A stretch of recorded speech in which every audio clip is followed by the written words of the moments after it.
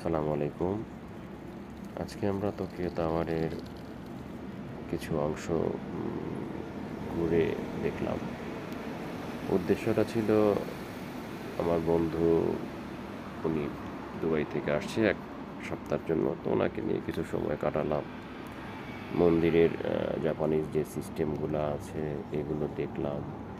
পাশেই ওরা ওদের কালচার সিস্টেম বা কি বলে এটা ওই মূর্তিতে বিভিন্ন রকমভাবে ফুলের মালা, তারপর মানত করে যে এটাকে বলে আর কি, ওইরকমভাবে ওরা ওদের ইচ্ছা পূরণের জন্য বিভিন্ন রকমভাবে এখানে দেখতেই পারতেছেন। তো আসলে জাপানিজরা নম্র ভদ্র এবং ওদের কালচারগুলো আহ, ওরা পালন করছে। তো আসলে দেশটা খুব উম, নিরাপদ একটা দেশ হিসেবে বলা যায়। সততা ওদের মধ্যে আছে। এই যে বিভিন্ন রকম মূর্তির মধ্যে ফুল বিভিন্ন রকম সাজিয়ে রাখা হয়েছে। এটা ওদের কালচারে